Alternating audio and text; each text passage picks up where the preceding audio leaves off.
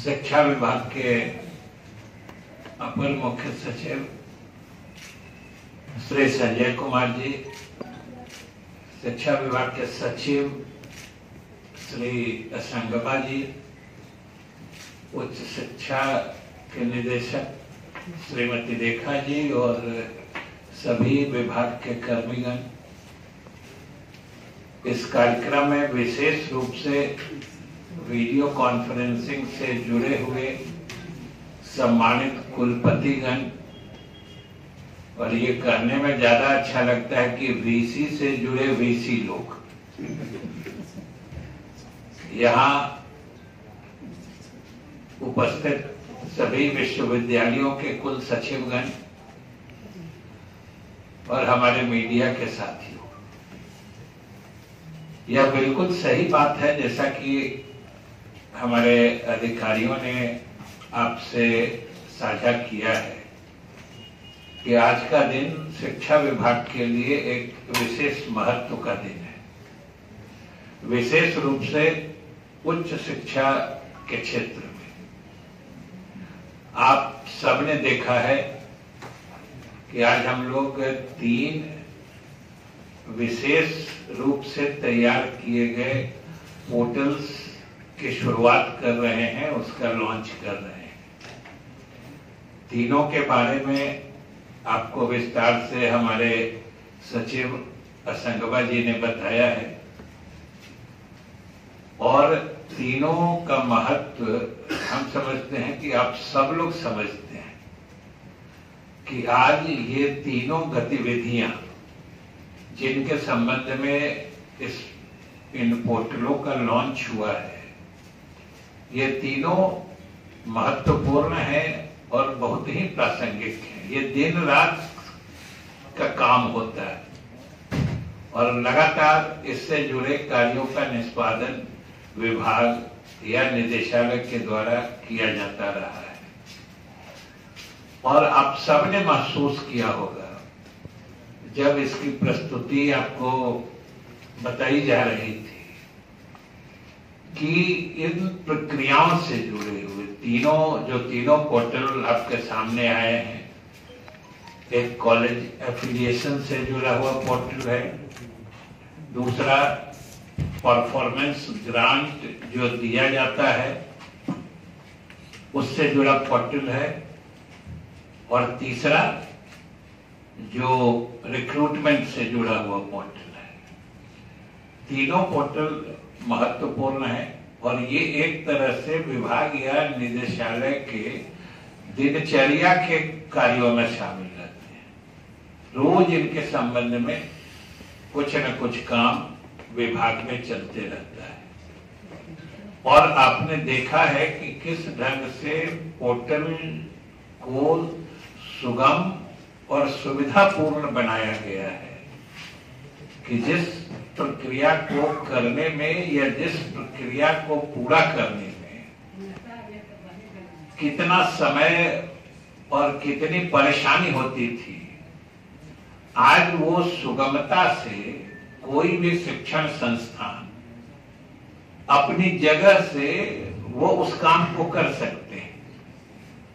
और यही जब जो आज के जमाने में जो हमारी सूचना प्रौद्योगिकी इतनी विकसित हुई है, तो उसका लाभ उठाना ये हर दृष्टिकोण से उचित ही नहीं है।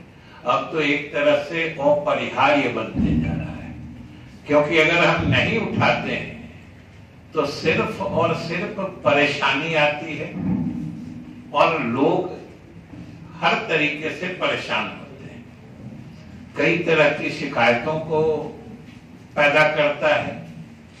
और सबसे बड़ी बात जो इस तरह के पोर्टल के लॉन्च होने से होता है वो होता है जो आपको हमारे अपर मुख्य सचिव और सचिव महोदय ने बताया कि इससे पहली चीज ट्रांसपेरेंसी आती है, पारदर्शिता आती है, और दूसरी चीज अकाउंटेबिलिटी आती है।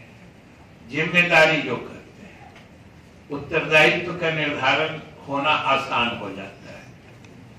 अब समझिए कि जैसे एफिलिएशन की बात ले लीजिए, तो एफिलिएशन के लिए अब कितने कागजात चाहिए, जमीन संबंधी दस्तावेज चाहिए, कितने कमरे हैं, क्या क्या, कितने डेस्क बेंच से लेके कितने शिक्षक हैं, किस विषय में मान्यता है नहीं है, कई तरह की चीजें होती हैं। और उन सब से जुड़े कागजातों या दस्तावेजों का अगर फोटोकॉपी या मूल प्रति ही देनी पड़ी तो समझ सकते हैं कितना मोटा लंबा चौड़ा ये हो जाता है। और देखने ही में अगर इतने मोटे दस्तावेज आपको जांच के लिए दे दिए जाए तो समझिए कि देखने और जांच करने वाले के लिए भी भारी परेशानी का सबब होता है, कारण होता है। और कभी कभी तो इतनी उलझी हुई बातें होती हैं या बातें इतनी उलझ जाती हैं कि उनको सही ढंग से अलग अलग करके समझना या उन पर कोई कार्रवाई करना भी बड़ा दुरूह काम हो जाता है। इसलिए इस पोर्टल को लॉन्च किया गया है कि अब जो भी शिक्षण संस्थान है, महाविद्यालय है, जिनको निबंधन कराना है, वो अपनी ही जगह से सारी सूचनाएं वो इस पोर्टल पर आके, जो असंगवा जी ने बताया है, उसके विभिन्न प्रक्रियाओं से गुजर के वो अपलोड कर सकते हैं।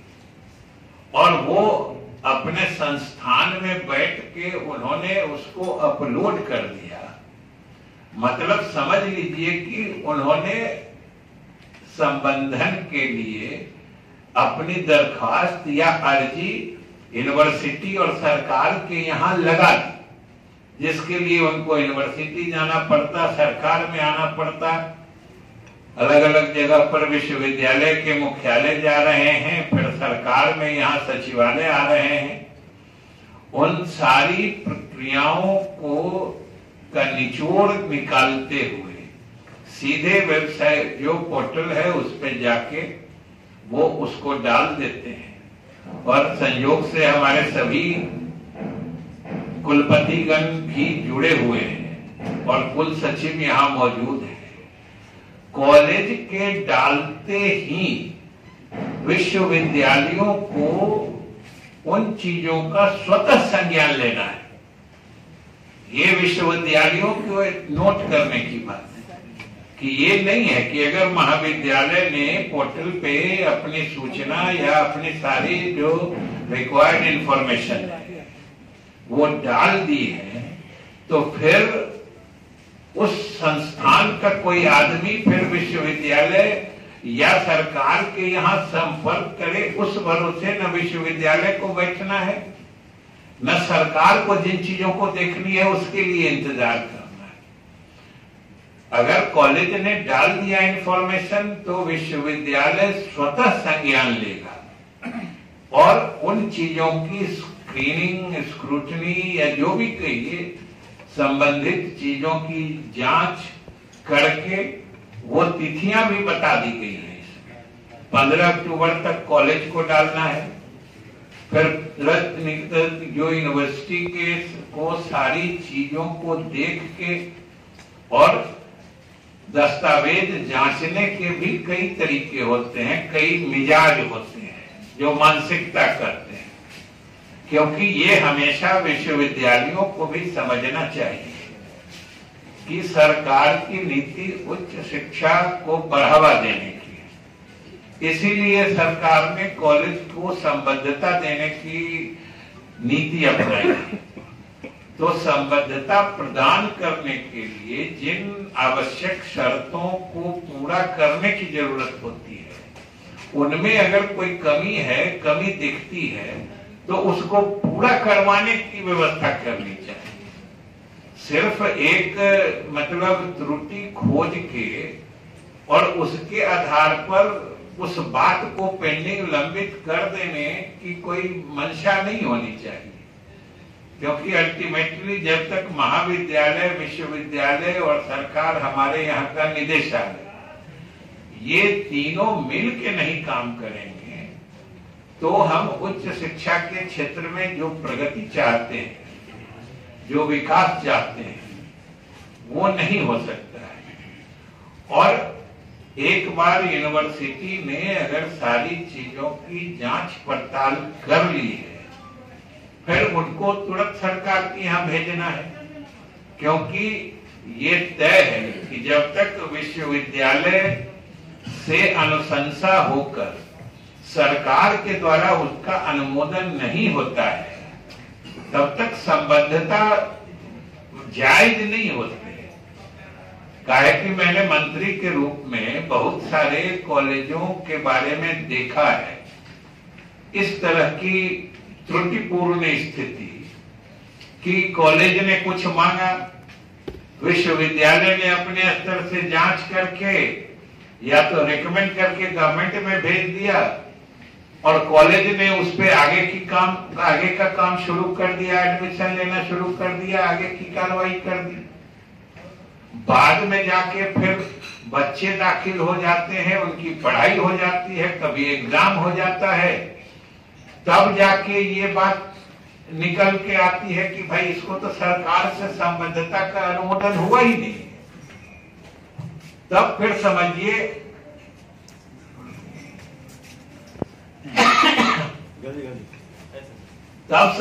कि वो बीच में आप सब समझते हैं कि कितनी दुखद स्थिति होती है कि सरकार के यहां से संबद्धता मिली नहीं, विश्वविद्यालय ने सिर्फ अनुशंसा की और महाविद्यालय के द्वारा नामांकन से लेके पढ़ाई से लेके परीक्षा की बात विश्वविद्यालय ने चूंकि अनुशंसा कर दी है, इसलिए विश्वविद्यालय भी परीक्षा लेना प्रारंभ कर देता है। ये बड़ी दुखद स्थिति होती है और अंत में फिर बात सरकार के मत्थे आ जाती है कि भाई हमारे बच्चे हैं, बच्चे इसी प्रदेश के हैं, उन्होंने विधिवत दाखिला लिया है, पढ़ाई की है, परीक्षाएं दी हैं, तो फिर उनके रिजल्ट की मान्यता क्यों नहीं हो।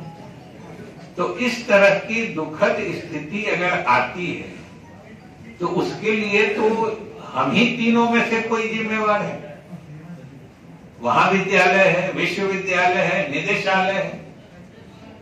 तो ये आपस में जब तक कोऑर्डिनेशन, और हम समझते हैं कि इस पूरे उच्च व्यवस्था प्रणाली या उच्च शिक्षा व्यवस्था की रीढ़ या धुरी विश्वविद्यालय, सबसे अहम भूमिका विश्वविद्यालयों की होती है, क्योंकि जांचना आप ही को है और जांच के आपको कॉलेज को भी महाविद्यालय को भी ये स्पष्ट संकेत और सूचना देनी है कि भाई हमने जांचा है, आपके कागजात सही हैं, आप संबंधन के हकदार हैं, हमने अनुशंसा करके सरकार में भेजी है और उसका अनुमोदन आते ही आप आगे की कार्रवाई करिए।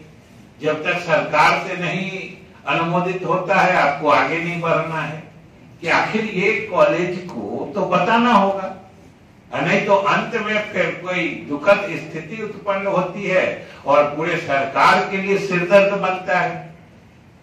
जो अब आ जाता है कि बच्चों का भविष्य का बात है, बच्चों के भाग्य की बात है और अंत में अनियमित कार्य करने के लिए हम सब लोग बाध्य होते हैं। तो आखिर शुरू से ये अस्पष्टता क्यों नहीं होती है?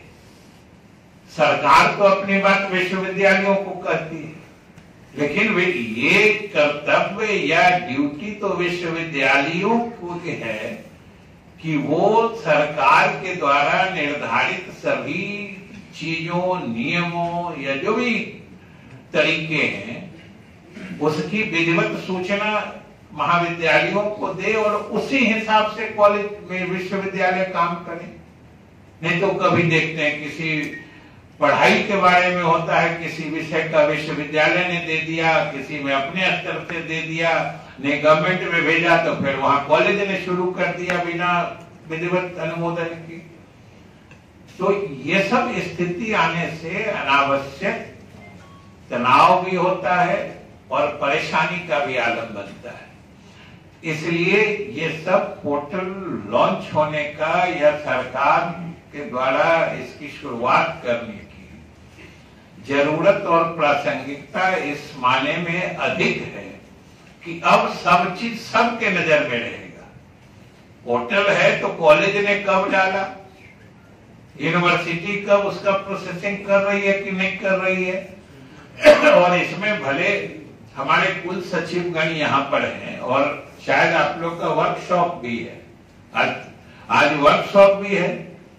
जितने तरह की आपकी जिज्ञासाएं हैं, आशंकाएं हैं या यहाँ तक कि सुझाव है, इसको और सुगम बनाने का हमारे कुलपति गण भी, सभी सम्मानित कुलपति भी सुन रहे हैं बातों को। आपको पूरे इस प्रणाली में जो भी कमियां लगे, जो भी आपके सुझाव हैं, इसको बेहतर बनाने के लिए वो आप अपने कुल सचिव यहाँ पे मौजूद हैं, उनके माध्यम से सरकार और निदेशालय को दे सकते हैं। ये तो हम लोगों ने सरकार की तरफ से या निदेशालय की तरफ से जितनी चीजों की सोच और कल्पना की जा सकती थी, उन चीजों को समाहित करके बनाई गई है। लेकिन सुधार की तो हमेशा गुंजाइश होती है और सरकार, निदेशालय हमेशा उसके लिए तत्पर रहेगा। हो सकता है कोई और बहुमूल्य इसमें कुछ एडिशन जो होता है, कुछ अतिरिक्त चीज आपके माध्यम से आ सकती है, कुल सचिव और कुलपति के माध्यम से। हम लोग उनको भी इसमें इनकॉर्पोरेट करेंगे।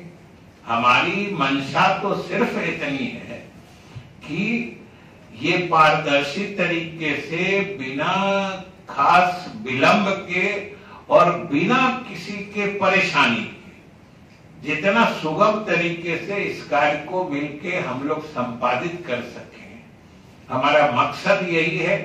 और हमें पूरा भरोसा है कि जो पोर्टल का रूप हमने देखा है, जिन चीजों को बताया गया है, निश्चित रूप से यह अपने मकसद में सफल होगा। वैसे समय समय पर इसमें आवश्यक सुधार तो किए ही जा सकते हैं। दूसरा, अनुदान वाली बात है। भाई, हमारे विश्वविद्यालय के सभी अधिकारी से लेके निदेशालय और हम लोग सरकार के यहाँ भी इसके संबंध में तरह तरह की शिकायतें मिलती रहती हैं कि सबको मालूम है कि वित्त रहित शिक्षा नीति को समाप्त करने के लिए सरकार ने यह अनुदान देने की प्रणाली शुरू की है कि हम उनके जो नतीजे आते हैं परीक्षाओं में, जो परीक्षा फल आते हैं, उसके आधार पर महाविद्यालयों को ग्रांट अनुदान देते हैं।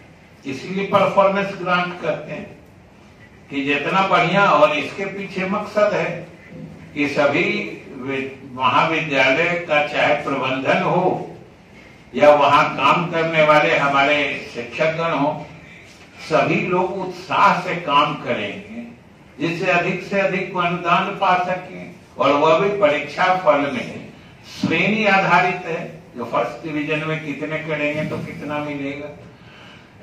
इसलिए ये समझिए कि एक तरह से शिक्षा विभाग में जो दोहरी व्यवस्था वर्षों दशकों से चली आ रही थी, ये नीतीश कुमार की सरकार ने बहुत ही सोच समझ के वो समाप्त किया है। अब इसके सही रूप से क्रियान्वयन का दायित्व हम सब लोगों का है, विभाग का भी है, विश्वविद्यालय का भी है और महाविद्यालय का भी है। इसमें महाविद्यालय प्रबंधन की भूमिका भी बहुत महत्वपूर्ण है और उसका प्रशासकीय प्राधिकार होने के नाते यूनिवर्सिटी का रोल और ज्यादा इंपॉर्टेंट है कि भाई जो सरकार की मंशा है, और सरकार ने शुरू में ही कहा है कि ये जो भी हम ग्रांट देते हैं ये शिक्षकों और कर्मचारियों के लिए देते हैं, ये कॉलेज के विकास फंड के लिए नहीं जाता है। जो शिक्षक पढ़ाते हैं, इसीलिए इसको रिजल्ट से जोड़ा गया है। शिक्षकों की मेहनत से ही रिजल्ट अच्छा होता है, छात्रों की अच्छी पढ़ाई से। तो ये जो वित्त रहित शिक्षा नीति समाप्त की गई है और एक अच्छा अनुदान की नीति चलाई गई है, इसको सफलता से लागू करना चाहिए। और इसमें दिक्कत क्या रही थी सब लोग जानते हैं, हमारे विश्वविद्यालय के अधिकारी भी जानते होंगे, हम लोग भी जान रहे हैं। कितनी जगह से शिकायतें आती हैं कि भाई कॉलेज प्रबंधन के द्वारा जो ग्रांट हम लोग देते हैं सही ढंग से वहां के शिक्षकों या शिक्षकेतर कर्मचारियों को नहीं दिए जाते हैं। ऐसी शिकायतें बार बार आ रही थी। इसलिए सरकार ने ये फैसला किया है कि हम जो ग्रांट देते हैं वो विश्वविद्यालय के माध्यम से देते हैं। विश्वविद्यालय महाविद्यालयों को देता है और महाविद्यालय जो अपने शिक्षक अथवा कर्मी को जो अनुदान की राशि वितरित करते हैं वो सीधे अब उनके अकाउंट में जाएंगे। जो आपको बताया जा चुका है कि उनके अकाउंट में ही आरटीजीएस से आपको पैसे देने, अब वो एक्विटेंस रोल पर या चेक के माध्यम से या किसी दूसरे व्यवस्था से हमारे महाविद्यालय के प्रबंधन को नहीं करना है। और यह चीज महाविद्यालय प्रशासन या महाविद्यालय प्रबंधन को अच्छे तरीके से समझा देने और लागू करने की जिम्मेवारी तो विश्वविद्यालयों की है। कुल सचिव यहाँ बैठे हैं, वीसी हमारे जुड़े हुए हैं, सुन रहे हैं कि महाविद्यालयों को तो साफ समझा देना होगा।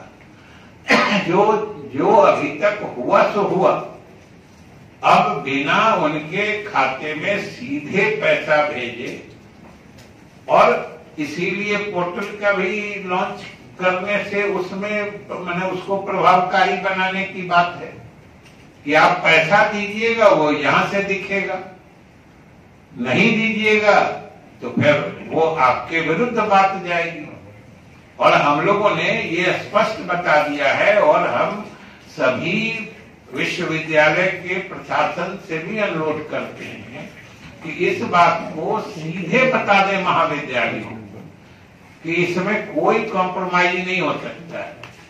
कि जब तक पहले तो हम लोगों ने यूटिलाइजेशन सर्टिफिकेट मांगा था, अब जब पोर्टल लॉन्च हो रहा है, आप पैसे दे रहे हैं, यहाँ से सब लोग देखेंगे, विश्वविद्यालय को देखना है।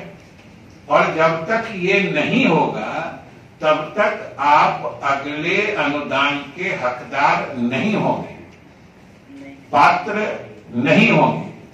यह बात विश्वविद्यालय प्रशासन को महाविद्यालयों को साफ बता देनी हो। उतना ही नहीं, जो हम लोगों ने विभाग की तरफ से सर्कुलर जारी कर दिया है कि सरकार के नियमावली के मुताबिक जो आपके आंतरिक संसाधन हैं, इंटरनल रिसोर्सेस हैं कॉलेजों के, उसका भी 70% सैलरी पर यानी शिक्षकों या शिक्षकेतर कर्मचारियों के वेतन आदि पर भुगतान करना है। आप 30% ही कॉलेज के विकास में लगा सकते हैं। इसके लिए भी आपको ऑडिटेड अकाउंट की प्रति जो पोर्टल पर भी डालना है, विश्वविद्यालय को भी भेजना है, सरकार को भी भेजना है।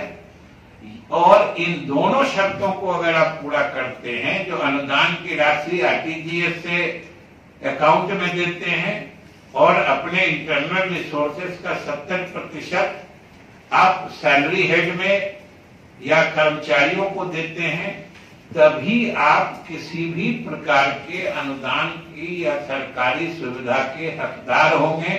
यह चीज साफ साफ बता दी गई है और हमारा यही अनुरोध होगा कि सभी विश्वविद्यालय के अधिकारी अपने अधीन सभी महाविद्यालयों से इन चीजों की पूरी मैंने इन चीजों का अनुपालन सुनिश्चित जरूर कराएंगे। तभी हमारे जो शिक्षक हैं वो भी थोड़ी ईमानदारी से काम करेंगे, वरना उनकी बराबर शिकायत देखते हैं कि भाई हम काम हमसे कराता है, कभी इतना पे दस्तखत कराता है, कभी इतने पे मतलब देता है, कभी कुछ तरह तरह की शिकायतें आती हैं। तो ये सबका समझिए कि एकदम पैनेशिया टाइप का है। बहुत से मर्ज की दवा ये आईटी के माध्यम से इस पोर्टल के रूप में उपलब्ध कराई जा रही है। नियुक्तियों और नियुक्तियों के बारे में है कि ये तो पोर्टल पे इन्होंने शिक्षकेतर कर्मियों के ही संबंध में जिक्र किया है। ये आवश्यक भी है। हमने इनसे अनुरोध किया है कि इसी में शिक्षकों वाली भी बात डाल, और इसको जैसा कि असंगवा जी ने, सचिव महोदय ने बताया कि ये एक तरह से कंटिन्यूअस प्रोसेस होगा, सतत प्रक्रिया होगी कि हर महीने के अंत में उस विश्वविद्यालय के अधीन, चाहे विश्वविद्यालय कार्यालय में हो या विश्वविद्यालय स्तर पर हो या महाविद्यालयों के स्तर पर हो, चाहे शिक्षकेतर कर्मियों की सेवानिवृत्ति हो या शिक्षकों की सेवानिवृत्ति हो, उसी से तो रिक्तियां बनती हैं। तो उन रिक्तियों की सूचना उस महीने के अंत में कंपाइल करके, संकलित और संग्रहित करके सरकार को निश्चित रूप से विश्वविद्यालय प्रशासन उपलब्ध करा दे, अपने अधीन महाविद्यालयों से सूचना ले ले और उन सूचनाओं को एकत्रित करके भेज दे, क्योंकि ये एक तरह से रेडी रेफरेंस रहेगा। हमेशा सरकार के स्तर पर इस बात का अभाव या भान रहेगा कि हमारे कितने पद कहाँ रिक्त हैं, और सब हमारे कुलपति और कुल सचिव जानते हैं कि सरकार ने नियम बना दिया है कि अब कोई भी तृतीय श्रेणी या शिक्षकेतर कर्मियों की भी नियुक्ति विश्वविद्यालय या महाविद्यालय के स्तर से नहीं होगी। इन सब के लिए या तो एक स्वतंत्र आयोग बनाया जाएगा, और जब तक आयोग नहीं बनता है तब तक जो भी दूसरे आयोग इन कार्यों को करने की पात्रता और धारिता रखते हैं, उनके माध्यम से ये कराया जाएगा। चाहे कर्मचारी चयन आयोग है या कोई दूसरा आयोग या दूसरा कोई सरकारी जो इस तरह की संस्था है, उससे कराया जाएगा। ऐसी सूचना मिल रही है। सभी कुलपतियों और कुल सचिवों से अनुरोध है कि आप अपने विश्वविद्यालय में जरूर इसकी ताकीद कर लें कि भाई इस बीच में सरकार का जो सर्कुलर निकला है उसके बाद कहीं कोई नियुक्ति तो न हुई है या हो तो नहीं रही है, क्योंकि फिर वही बात हो जाए। कहीं से कोई महाविद्यालय हो या विश्वविद्यालय हो, वो 20-25 आदमी की नियुक्ति कर देगा। एकाध विश्वविद्यालय में पहले से ये बात आ रही है, शायद सबके संज्ञान में है, विभाग के भी संज्ञान में है, जो गलत तरीके से नियुक्तियां कर दी जाती हैं और संचिकाओं में, दस्तावेज में स्पष्ट रूप से प्रमाणित रहता है जो इन नियुक्तियों को करने में सरकार द्वारा कोई निर्धारित प्रक्रिया नहीं अपनाई गई है, लेकिन नियुक्ति हो जाती है। 10, 20, 25, 50 लोग हो जाते हैं।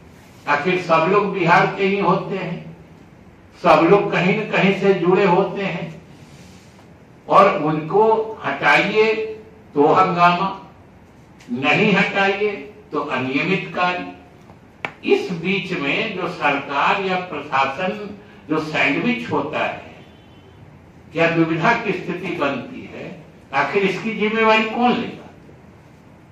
किसी को तो जिम्मेदार बनना पड़ेगा इस तरह के गलत कार्यों को नहीं करने के लिए।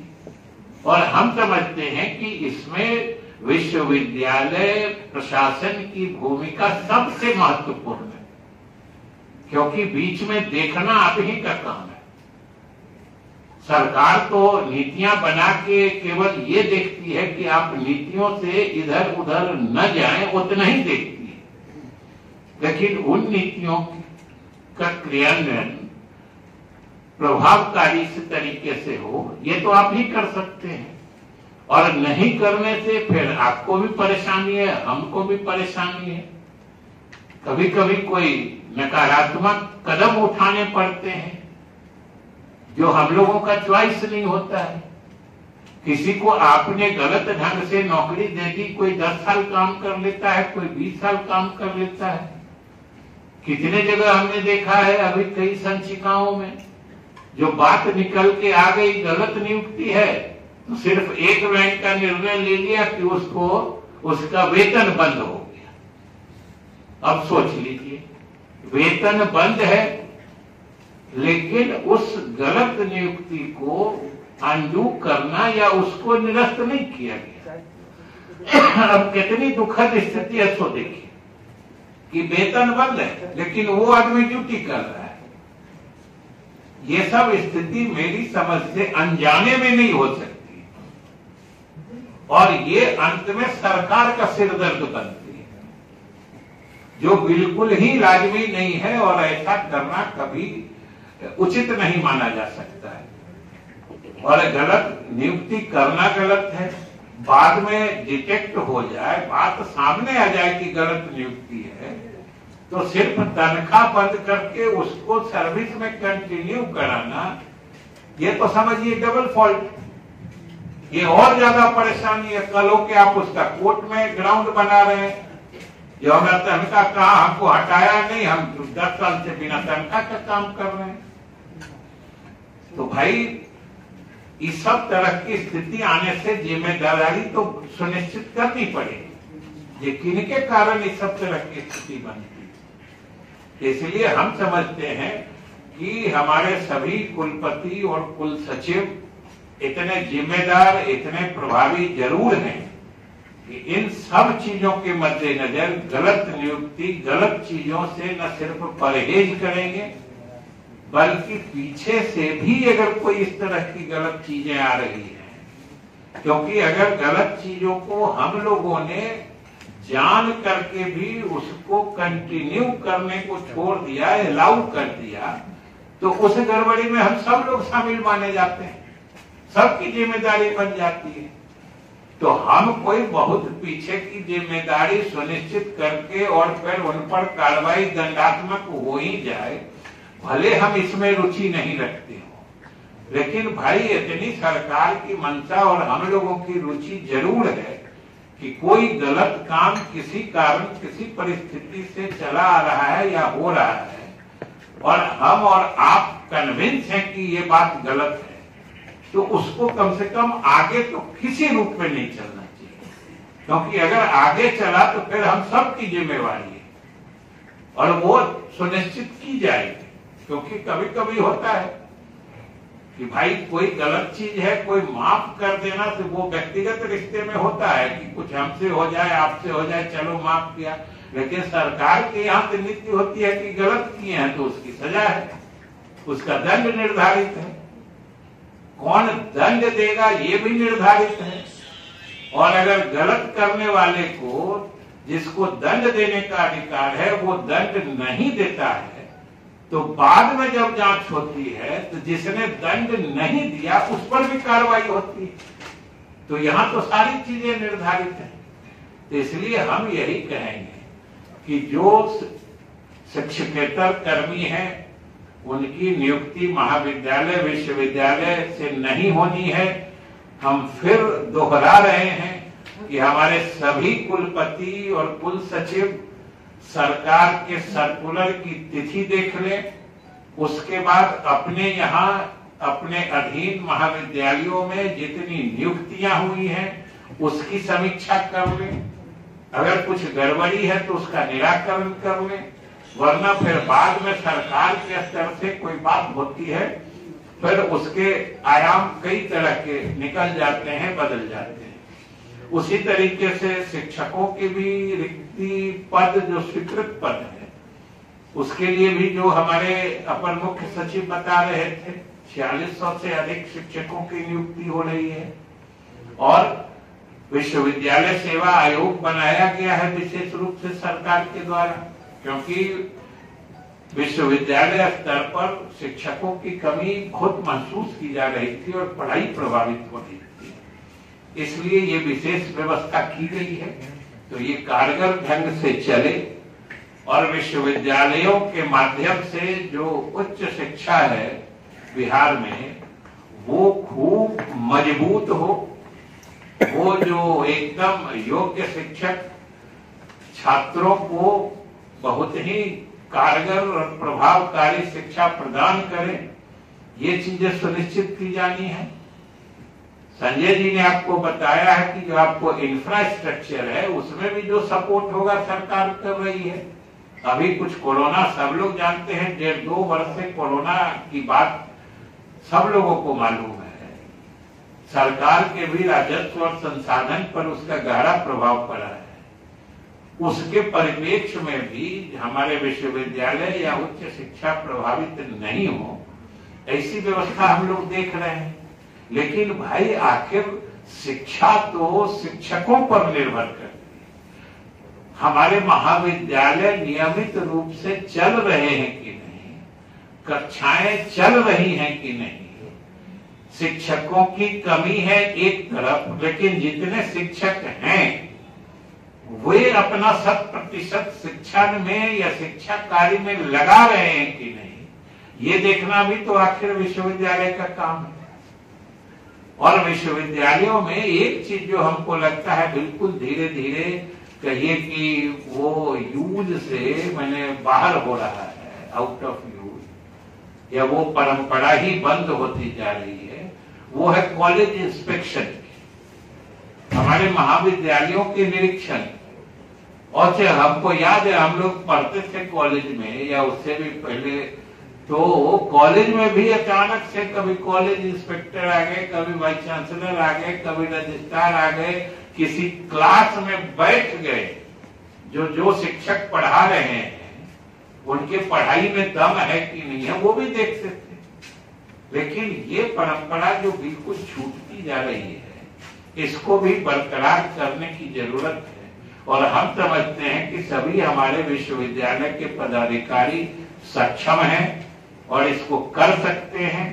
तभी उच्च शिक्षा के क्षेत्र में जो हमारे मुख्यमंत्री नीतीश कुमार जी का भी जो सपना है GER बढ़ाने का और छात्रों का भविष्य उज्जवल करने का, हम अपने मकसद में कामयाब होंगे। इन्हीं शुभकामनाओं के साथ हम खास तौर से अपने सभी वरीय पदाधिकारियों का, जो हमारे अपर मुख्य सचिव के नेतृत्व में जो उच्च शिक्षा निदेशालय है, और विशेष रूप से असंगवा जी जिन्होंने इन पोर्टलों को बनाने में, इसके निर्माण में